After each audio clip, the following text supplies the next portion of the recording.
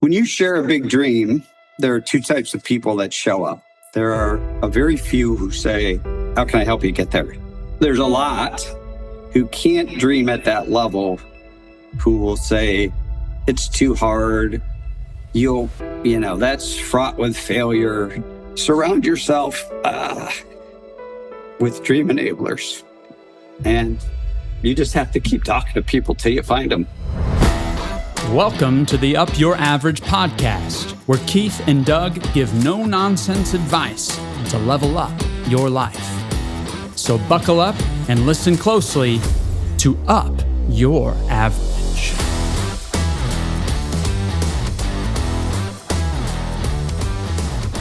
Douglas, good morning. What's up? Hi, friends. I am living my best life this week, and we are fortunate this week. We started this podcast with you smirking at me. I don't remember when we had that Zoom call with Caleb, and you said, what should we name this? Oh, yeah. And I said, Up Your Average. Yeah. And everybody's staring at me. And just a reminder to our friends that forgot the name is the idea was twofold. One, that I didn't believe in living an average life. And so that was what I thought about being average, but also the idea that you become the average of the 3 to 5 people you spend the most time with. And man, we are so fortunate today to have my friend Matt Modleski join us. And part of why we became friends is I wanted to up my average, and I just sought Matt out. Yeah. I hope I haven't let you down. No.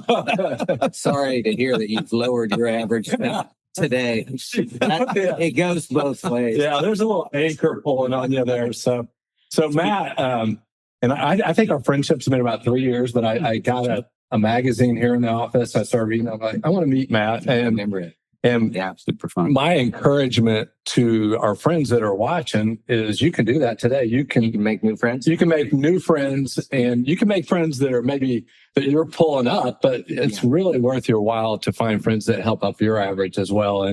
And Matt is a high performer, and it probably is a little humbling for somebody to call you a high performer, but I know weird. Yeah. I have been fortunate, and I know you have, Doug, to have some high performers in my circle of influence over my years. Bob Warren comes to mind, that his days with playing professional basketball.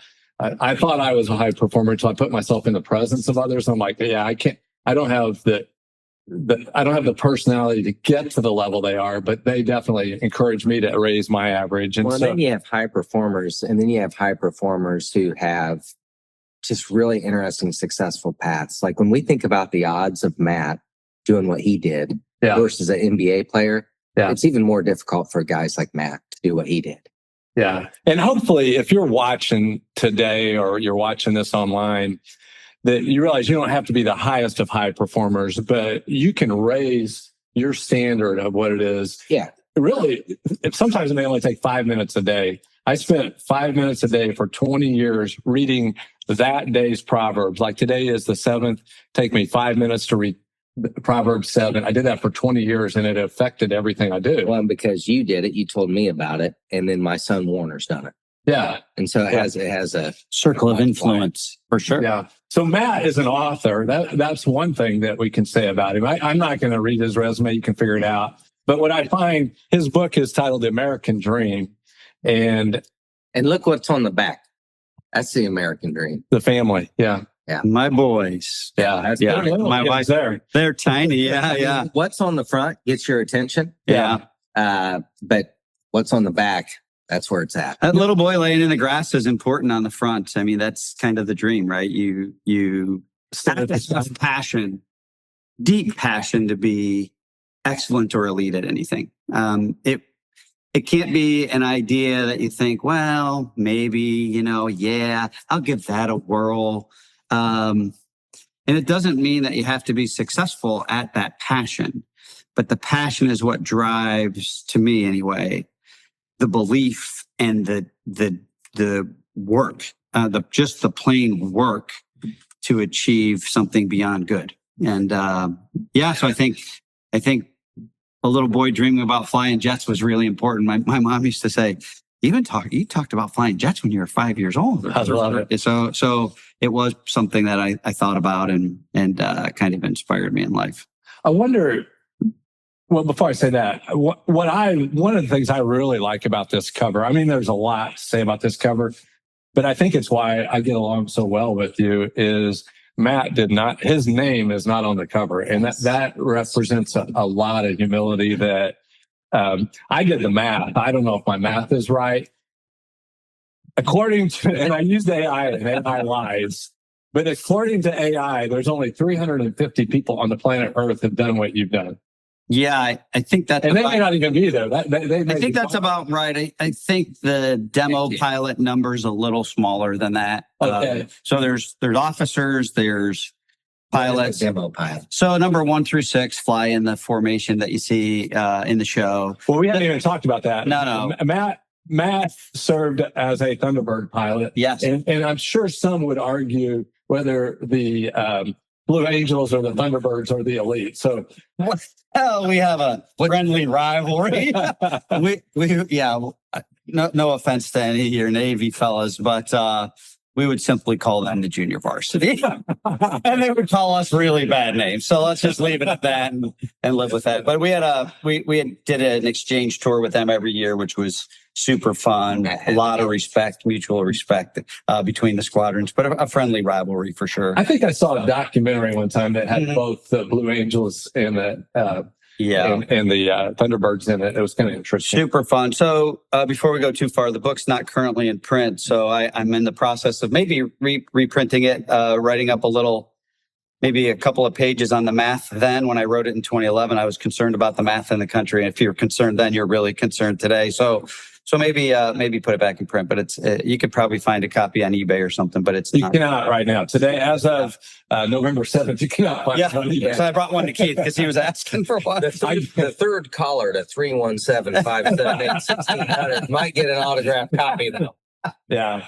So I interrupted you there by pointing out just the fact that the book doesn't have it on there, but as you're thinking of dreaming, and maybe that's a lost art. That wasn't really in my notes. That's true. But I think a lot of kids today, instead of dreaming, they're looking at a little screen, and that can really disrupt the bigger picture of life sometimes. It's a horrible trend. Screens in life are a horrible trend. And I raising my boys, used to at least once a week threaten to take everything in the house and throw it in the backyard because I could see that if we let them do what they would naturally migrate to, which is look at a screen all day, that they weren't going to get much else done. So we were very harsh on the boys in terms of screen time. I would encourage every parent to be harsh on their kids in terms of screen time.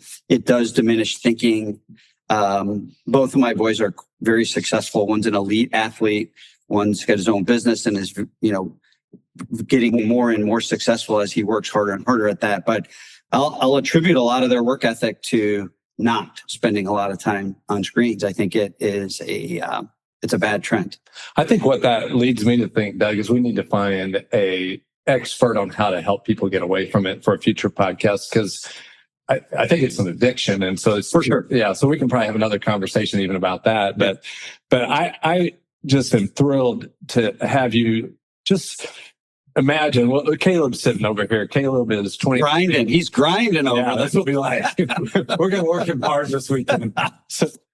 So if Caleb came to you, yes, and you're trying to not overwhelm him with direction, and you wanted to give him some thoughts about, this is what I would give you, 2 or 3, 4 things. Talk to our friends what that might look like for somebody to raise their average. Yeah. So I think the first thing that we have to acknowledge is kids don't get a lot of help through the school system to figure this out, right? So you might have a guidance counselor who says, Caleb, let's sit down and really figure out your strengths. Let's do some assessments on that. But a lot of times you can get all the way through college and nobody's ever done that with you. So the first thing I like to do with a young person who says, hey, what do you think I should do? Is that I say, well, what do you want to do? Like, what's your objective? And if you use a strategic process to think through this, and there are 5 steps, like what's the big picture? What's your clear objective? And I mean measurable, specific, measurable, attainable, realistic, and time bound. Then what's your competition? What's your strategy? What are you going to do tactically? So if you take those and you say, okay, I don't want to have a strategy discussion today, but I do want to understand what I'm good at.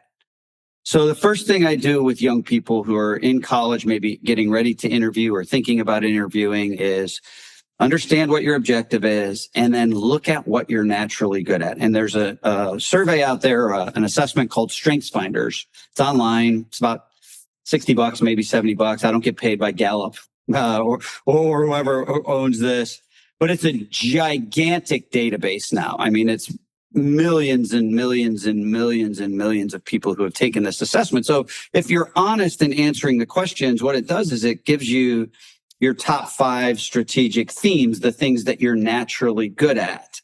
Then it gives you the next 5 and then so on and so forth. And there's 34 total. And so I like to start there. Like, what are you good at? What do you want to do? And if we haven't thought that through, it's very hard to have direction if we're just aiming at nothing. And the clearer your picture gets on what you want to do, and the more value you put in understanding what you're good at and how it's either going to help you get there, or maybe you need some other help to get there, then our conversation can start to have some real meat to it. Like, okay, well, if that's what you want to do, and these are the things you're good at, are there gaps? And what do those gaps look like? And if you're running a team of people, do we have gaps on our team? Do we all think exactly alike? And so we've got gaps in the way we think about maybe a new customer or selling something or whatever it is that you're trying to do. So I like to start with those 2 things. I like to start with a clear objective. Do we have it? And if we don't, that's okay. But it's very hard to have direction unless it's pointing at something. Mm-hmm. And so those are the 2 things I start with. What's your objective? And then what are you good at? It's much easier to strengthen things you're good at than it is to fix something that's at the bottom of your list. Mm-hmm. Doesn't mean that if there's something at the bottom of your list that's inhibiting success or achieving your objective that you don't have to address it. But then we could talk about ways to address it. Do I need somebody to help me? Do I need a partner? Do I need an assist on that versus me becoming really good at it? And I'll give you an example. So I'm not a tremendously creative person. You don't want your airline pilot or any aviator to say, I've landed this thing 100 times the same way, but today I'm going to do something different. Like, we're trained to a better way. I'm just going to try something different today. You want the same thing every day. So aviators aren't, creative minds. Typically I've got friends that are artists, but by and large, it's do it the same way.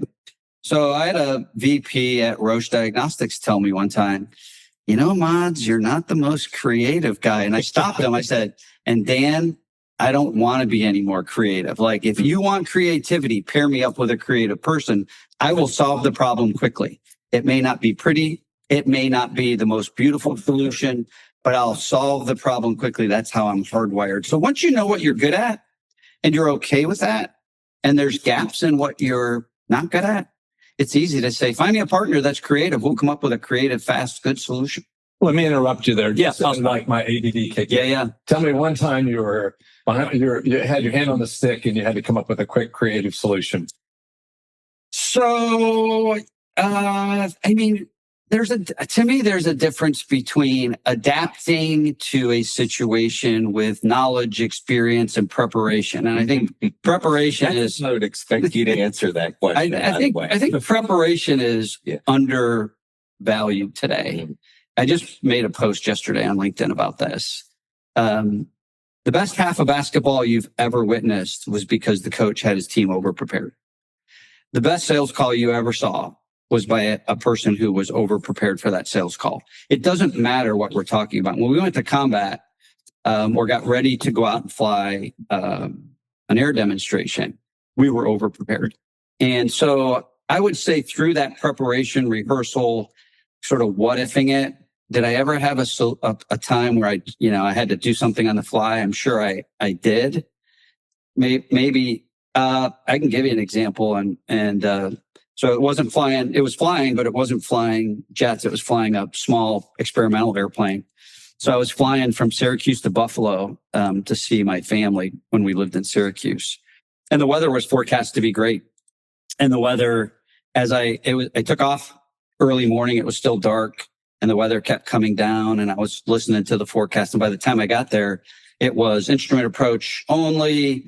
The airport I was going to had an instrument approach, but this airplane I was in was equipped for it, but not, over equipped, no autopilot for a vertical guidance. So I shot one approach there. And when I missed approach because the weather had gotten so bad, I was like, yeah, wow. Let's go over to Buffalo and fly an ILS and just get on the ground. So that would be a time where even though I thought I was prepared, the weather, proved me to be less prepared than I should have been, probably for that flight. Doug, you and I were having, I think it was lunch with a mutual friend of all of ours, Russ.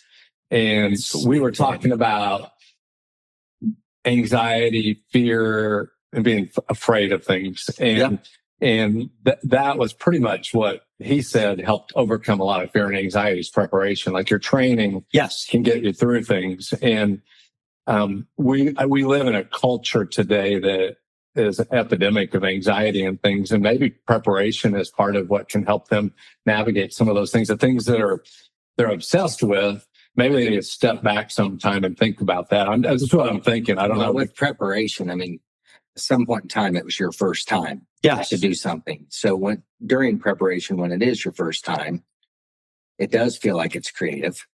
Yeah. So it's, aviation and air traffic control and maintenance, all the things I've done and that teaching strategy. I think I'm trying to think, what was it like? I guess the first time you get in an A-10, there's no instructor in it. You're by yourself. But we did simulators. So there was always preparation for the moment that you had to say, wow, I'm in this all by myself. The instructor literally would get up on the ladder and help you start the airplane because you were so slow doing all the checklists. They would help you start it and then go to their airplane. They'd still be waiting on you when you as a new student. I'm going to help you start it. You fly it. Yeah, and I'll be right behind you in case you do something wrong. I'll be like, that's too bad. No, just kidding. Not really. They did fly right behind you. So I think there was always preparation. I think it's important for people to push themselves. That's what I was just thinking is that most people they're not going to climb into that A-10, but they can push themselves this weekend. They can do something this weekend that they've never done. Yeah.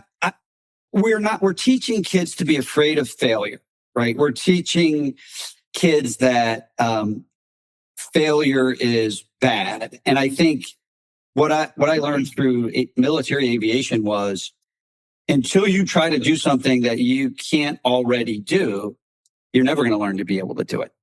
So you have to be okay trying it, not achieving your objective and coming back and debriefing. This is something we did very, very well. Why wasn't I successful? And I think as I look at Jacob's golf career, he's very good at coming back and saying, I didn't reach my objective. Why not? Not, oh my God, I'm a failure. Life's terrible. It's unfair. We're teaching kids that if you don't succeed, somehow it's somebody else's fault. And I think that's a horrible way to go through life. Like most people have control of their success. They just haven't learned it yet. I'm going to interrupt with a commercial here, Doug, if you don't mind. I think one thing Gimbal does great is we will take risk with your capital because it's hard to risk somebody else's capital. And if it doesn't turn out how we thought, we've got a limited space there. We're going to let it happen. And then we go back and say, what did we do wrong? And instead of just crossing our fingers and hoping it works, that's part of the process we do here. Sure. So we just take the risk, we look at it, and if it didn't work out, what did we do? And it's experienced risk. It's not that you're throwing a dart at the wall. Right. You've done this. You know what to expect. You've looked at your experience, helps you make a good decision. If the good decision doesn't yield the result you were hoping for, you come back and go, why not? What did we learn that we'll use next time? Isn't that exactly what we did? Yeah. So that's it. I think anybody in life can do that with anything. Like, anybody can do it. I think of RVing for me. The first time I loaded the kids up in an RV, I had no idea what I was going to do. But I'm like, I learned every time because something's going to go wrong. So I could not RV because something's going to go wrong, or I could just say, we'll figure it out. Yeah. Let's figure it out. If you're a sports media person, interview a professional athlete, it can be frustrating as a fan to hear this answer, but it's always next play, next game. Yeah. Next play. You have to have a short memory if you're trying to do, if you're trying to execute at an excellent or elite level. It's just not possible to be there every day, every time. When we graded Thunderbird demonstrations, so we had a scale of 1 to 10. Our best shows were probably a 4.5 or somewhere around a 5, and we would fly. So the Blue Angels are No, they're oh yeah. No, there's probably somebody calling in right now. That's so funny. Dave, He went there. I've never picked a fight with the guy who pulled the trigger of a 30 millimeter Gatling gun. So funny. True though. man, I love cheering young people on though. I was bragging on my daughter this morning that she got into a boxing ring to box. Nice. And the first time I thought about that, I was like, why did you do that to your child? But my Kelly took up Muay Thai, and we drove up to Fort Wayne to watch her fight this year. And I didn't want to watch it but what Kelly was doing was overcoming life by doing something that just doesn't make sense. And I don't know how you do that other than sometimes you just got to shove the kids into stuff. Well, or your biggest fans are often your mom and dad or your family, and for your biggest fans to watch you climb up in a Piper or however you started, that had to be a big deal. Yeah, I think parents get nervous, right? When your kids are trying something that you go, what if something goes wrong? Well, I remember telling my mom, listen, Mom, if I die flying airplanes, I've died doing exactly what I want to be doing. Yeah. And I don't think it took her fear completely away, but I think she lived with it more comfortably, knowing that was my outlook and probably became hers as well. Certainly watching demos for the first couple of times made her nervous, but I don't remember the exact quote. It's something like, all people die, but not all people live, kind of thing. I just cannot imagine spending my 80 plus years on this planet and not trying to live. And as a dad, I'm blessed to see it that way. Yeah. As a dad, you have to I think you have to look at your kids that way, that they have to live. Because if you're trying to protect them, then you become part of the problem, I would think. Yeah. I think that's true. I think you're passionate about what you do. And my brother used to tell me, you don't know how lucky you are to love your job. And I really sort of dismissed that when I was flying airplanes until I got out of flying airplanes and realized, man, I don't love my job as much as I used to. But life gives you trade-offs, right? And so how much time do you have with your kids? How much time do you have to coach? How much, all the other things that you now start to balance. When I was flying jets in the Air Force, it was Diane and I think on our first date, I said, listen, here's my plan. And I laid it out. I was a staff sergeant as an air traffic controller. And she's like, don't you think you're setting yourself up for failure or something like that? We still laugh about it, but she's very supportive of that journey, which was in the squadron all the time, studying all the time. Cannot imagine. Passionate about pursuing. And even if I never made the team, the drive and the hope and the dream of doing it drove me to be excellent at what I did. That was one of the ideas. That's the key. Yeah, that was one of the ideas I wrote down because you defied the odds. Like nobody does what you did. Yeah. No, I think I was the longest serving enlisted person to ever go to officer school and then on to be a demo pilot. I think we've had a narrator that had at the same amount of time, but I think that's still a record. So so disappointment. I think part of aiming high is being okay with disappointment, because what I was thinking about your preparation for the interview for the Thunderbirds, I'm like, I could have never, I just wouldn't have done it. Well, you did it. I could have never done it, but I didn't ever do what you did either. But the higher you aim, the more disappointment you're going to deal with in life, because if you just settle, you won't ever be disappointed. Failed at almost everything I tried. Yeah. Right? I applied for an ROTC. You said hope. Hope. And the Bible says hope does not disappoint. No, I think you've got to, hope becomes belief when you prepare. when you decide that's what I want to do, and I knew Jacob was going to be successful when I saw this on a little sticker on his mirror. He had all these notes. He had his goals in high school. He had a little note that said, "Nobody will outwork me."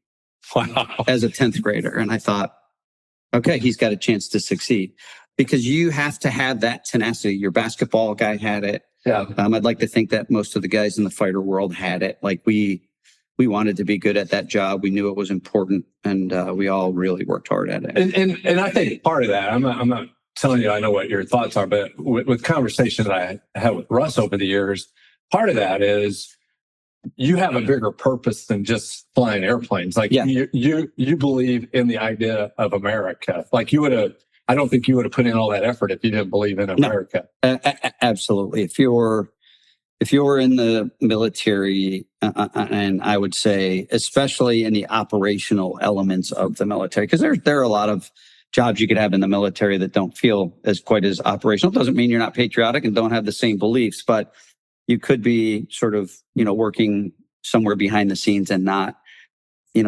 be maybe as close to the tip of the spear as operators are. But I think everybody who was in those combat roles felt that same way. Like, we're here because the country's worth it and because defending it matters, and somebody's got to defend the country.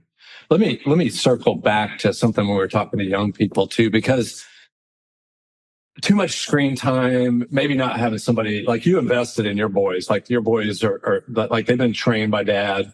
And maybe a lot of the young people that are watching us didn't get that benefit in life.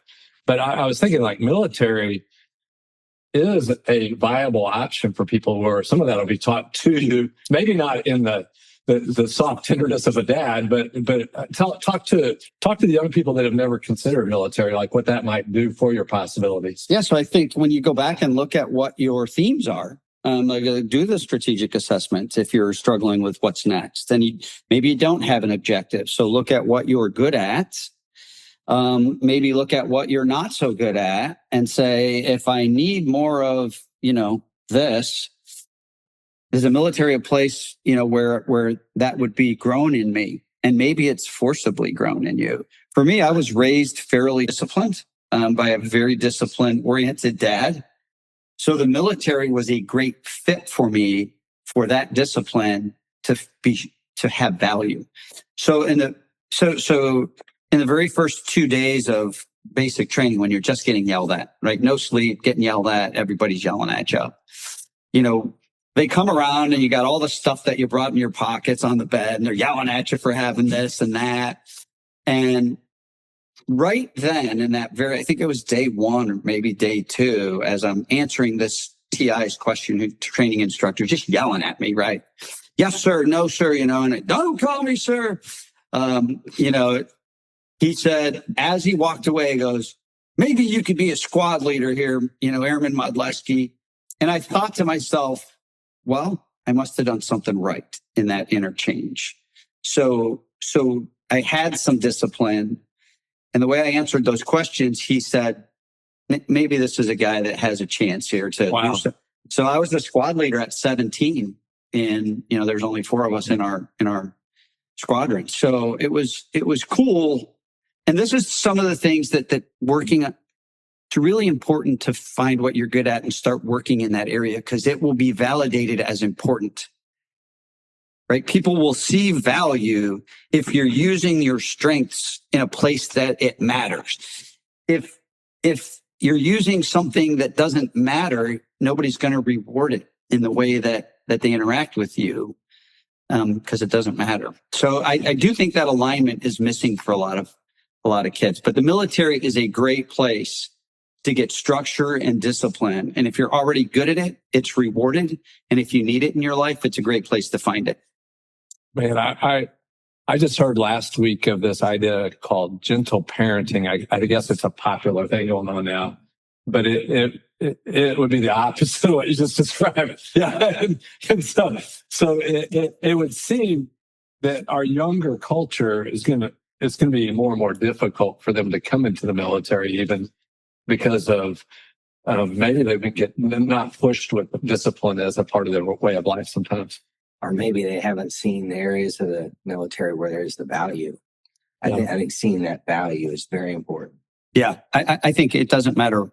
It doesn't matter what you do. When that same VP hired me at Roche, I didn't know anything about healthcare. I didn't know anything about blood glucose meters. I mean, he hired me to be a regional manager in an $80 million region, and I didn't know anything about that business. He just said, I know what you've done. I know the way you've trained. I know the way you think. And he goes, I just want to bring you in as a leader. We'll teach you the other stuff. And so I think knowing what you're good at and having that validated, there'll be places where it fits. And you do need to find somebody who can teach you the other stuff. And if it was working in your world and that was something that I wanted to do, then I'd sit down with you experts and say, teach me how to do this. And I'll try to use what I'm good at to be successful. Man, that sounds good. Can I shift gears now? Yeah, let's shift. Let's celebrate our friends that will be watching as Veterans Day is next, Monday, I think. And I'm a little older than you, but this is my thoughts about the backdrop before you got to the point that you got to this. Is I grew up with, I can't even remember what they're called, the little trays that you'd eat on at the sofa. TV trays. TV on a cart. Yeah. Did you have a TV on a cart? Yeah, a little black and white 19-incher. Yeah. And so I don't think most of the young viewers even know what we're talking about. No. But as a 10-year-old, dinner included, we didn't have blood because it was black and white. Yeah. But Vietnam soldiers getting killed every night. Yeah.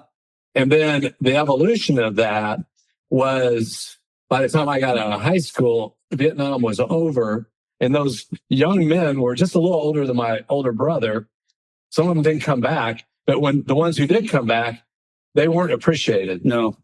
And I think history suggests that our government didn't really respect those soldiers so much. That's just my opinion of what happened in Vietnam. But the military, if you're going to give it that 1 to 10, what do you think about our military score at the end of Vietnam? Might have been a 2 or 3. I don't know. I don't know what it was. Nationwide, that may be true for sure. There's certainly there was a large group that felt that way. Yeah. So then you're growing up in that. Yeah. You're wanting to fly planes. Yeah. And we went, 15 years without having combat. I mean, major combat. Right. And I don't know where you came into the equation relative to 1990. Like, I don't remember that conversation. Were you in war in 1991? Yeah, so I grew up in rural America, which was a great place to grow up. I was outside fishing every day, and just being a crazy young boy. And we moved to a suburb of Buffalo when I was 12, so that was like 1974. And then I enlisted at 17 in 1980. Okay. So I was in, coming out of the Carter years, which weren't great for the military in terms of spending and pay and morale, and then the Reagan years, right? So in terms of a boost in morale and hitting the military when there was money spent and generally the country feeling better and better about the military as a whole, I would say I came along at a great time. I never felt anything but, most people that you met were pretty enthused about the fact that you were a young person in the military. So our friends that often watch this are those guys that came home in 1975. Yeah. So what would you say to those guys? Thank you. I think most people who have served in combat, and I've served from 20,000 feet, right? Not doing what they did down in the muck of Vietnam, but we owe you a debt of gratitude, right? The country doesn't always think clearly. You can look at some local elections recently, maybe, and think about that, right? So we go through ebbs and flows, but one of the things that makes the country great is we tolerate a very wide variety of views, and hopefully that self-corrects. And I think, the 60s and 70s were a time when we were tolerating a lot of views that obviously today, you wouldn't tolerate that with people behaving that way towards military people. At least the people in this room wouldn't. So I'd say thank you for coming home to, a period of time that wasn't great for the military, wasn't great for the country, really, to treat people that way. I do think these men and women who served in that period of time are still best friends, like all of us who served together, right? That becomes those are your best friends for life. It doesn't matter what else happens. So they still have each other. But as a country, we should say thank you for their service and apologize maybe for that welcome home, which wasn't so good. So would some of those men and women they would have been ones who trained you then, maybe? Were they still in the service then, or? Potentially, yeah. I probably had some folks who crossed over. I mean, by the time I got to flying, there were some older era Vietnam guys probably still flying, but I had all that enlisted time between 1980 and going to pilot training in 1987. 88, 87, 88, I guess 88 into 89. I graduated in early 89. So by the time I got to, 1990, if you think, people flying in 1962, that's 28 years hence. Most of them, there were still some, but most of them had retired or moved on, gone on to their next thing in life. I mean, many of those guys, we don't talk about it a lot, but many of them came home very successful businessmen, successful at other careers. They just quietly went about it. And we obviously had some people come home and really struggle too. So war stinks. There's nothing glamorous about doing the job, for sure. Mm-hmm. Doug, what else? Well, I would just love to know what would be your one top of mind thing that comes to your mind to encourage somebody who is one of the ones who makes the cut to fly in a American sponsored jet. So say that again. What would be something that you would encourage someone in your shoes when they're maybe 22 years old and they're beginning their career? And they might have a shot. Don't give up. I'll probably get emotional here. When you share a big dream, there are two types of people that show up. There are a very few who say, how can I help you get there? There's a lot who can't dream at that level, who will say, it's too hard. That's fraught with failure. And I call those folks in the book dream disablers. And they're not being mean. They're just limited by their view of the world. And they're limited by what they're willing to dream along with you. So surround yourself with dream enablers. And you just have to keep talking to people till you find them. Because once you find them, they'll help you. And sometimes it's just belief. Like, I believe you can do that.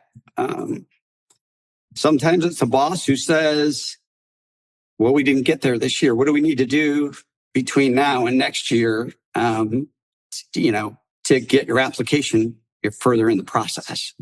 But I think if you have a big dream, share it with people. And the people that say, how can I help you get there? Cherish those folks, and stick with them, because they'll stick with you and help you achieve. Thank you. Yeah, you're welcome. Sorry. Matt, thanks for hanging out with us today. What an honor. And here's what I'm going to challenge you guys with. You guys can be dream enablers. Whatever your past has been, today is the day to say no to the negativity and yes to the positivity, and find that young person that you can cheer on. And then you can not only up their average, but you can up yours. Have a great weekend.